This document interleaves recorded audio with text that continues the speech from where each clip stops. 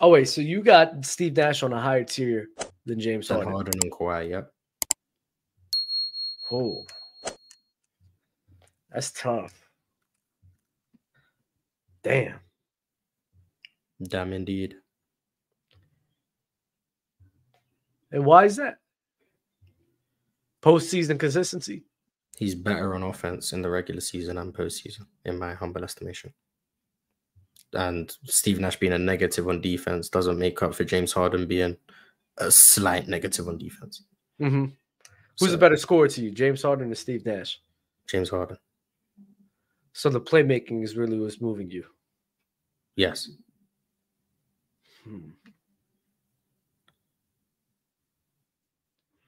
Nah, I'm gonna have to disagree. I know. I don't think in Gap, especially with the offense that I think the Rockets was having.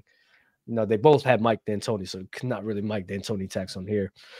So the offense that James Harden was having was, I'm pretty sure, especially in the regular season, they reached like all-time levels. Am I tripping or no? All-time levels? In 2018? The 2018 Rockets are not, they're not a top 25 offense all the time. They're not. Damn. No. They weren't? They weren't, no. But let me find them.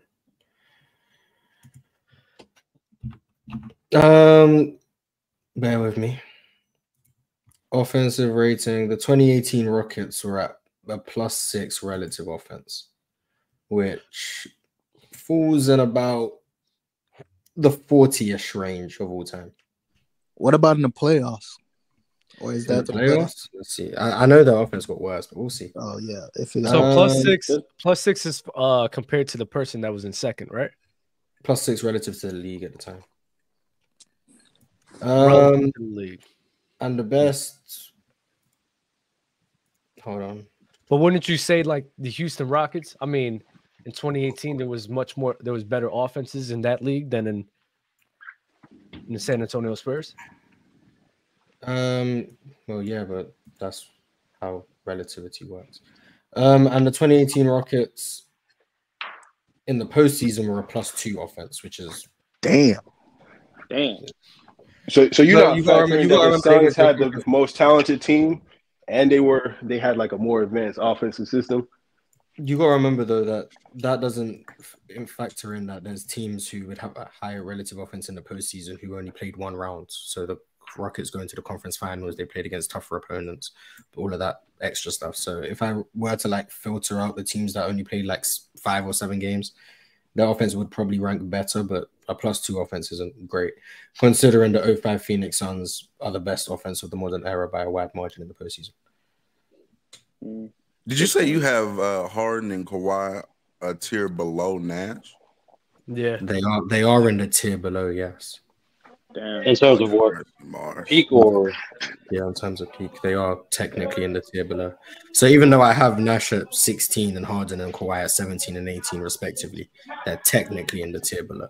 Technically. So you think Harden and Kawhi are in the same tier? Damn.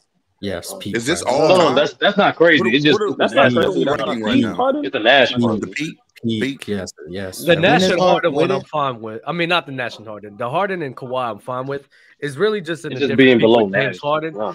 Like Nash being in a whole different tier, but and James Harden. Now I understand the relativity argument, but I just think that's just flawed in itself sometimes, because when we sit here and then even then we're measuring the offense of like the Houston Rockets, I just don't agree with like using team success to rate players.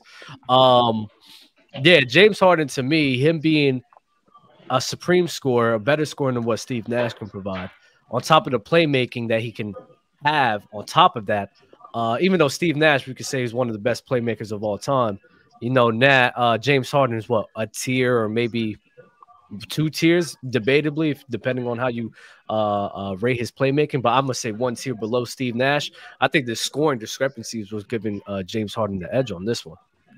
And the defense. What about the playoffs? I'm with Mars. The defense ain't moving me because James Harden wasn't trying, so I'm not hearing that. No, like, that's the thing. James Harden wasn't trying. He wasn't trying for 2 seasons, bro. Nash was a clear negative, but Harden being a 2018 isn't doing anything in my opinion.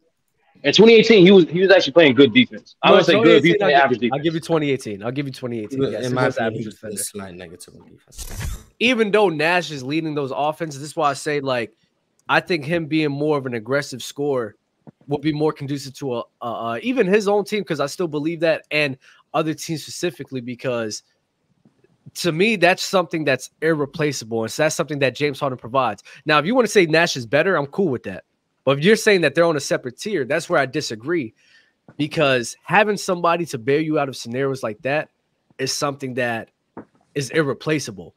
And even though he was on the Phoenix Suns crew, where we can't really look at, oh yeah, this was the series they lost because Nash couldn't really score like that, or this series the one they lost because Nash couldn't get this going. I still think on average, on multitudes of different teams, having a guy like James Harden scoring that effectively is something that I'm not sure that Steve Nash can provide, which is why them being on the same tier is the right answer for me, rather than Nash just being on a higher tier than him. Yeah, that's fine. If you're talking about bailout situations, 5 seconds on the shot clock, you need someone to get you a bucket. Maybe you don't want Steve Nash. I mean, that's fine. I mean, I guess the counter to that is I think there's a reason why the Suns didn't need Steve Nash to bail them out offensively as much as maybe a team would need James Harden. Because he can create good offense within a 24-second time, so he doesn't need to have bailout. You didn't need to have Steve Nash bail you out of possession, because he was probably going to find a good look for your team. Well, he was on a transcendent mismatches. He was on a transcendent team with a transcendent coach with exploiting mismatches. So he's finding shots. It's not just him finding those shots. Exploiting mismatches, I would still say probably Steve Nash, but James Harden is. I thought so. It's close. It's close. How do you have Nash on the same tier as Jokic? James Harden in 2019 is the single best isolation season I've ever seen in my life. Like, you're not. That's up there. Jesus Christ. But Steve Nash just like, because if teams guarded Steve Nash like he was John Stockton and he still didn't score, I would agree with you guys. But they didn't, because they knew he could score. And then when they did guard him and they wanted him to score, he would score. So I guess that's where, because for me, it's like if they're guarding him like he's a threat to score, which is then in turn allowing him to create elite offense for other people, why do I need him to then make tough shots? Because the reason their offense was so good is because Steve Nash was creating good shots. There wasn't many opportunities where you needed him to bail you out. And that's why their offense was so good. But there are my belief is the small sample of times where, you do need a bailout guy. And maybe Steve Nash isn't as good as James Harden in that regard. That doesn't make up for the 95% of other possessions where he's creating better looks. But this...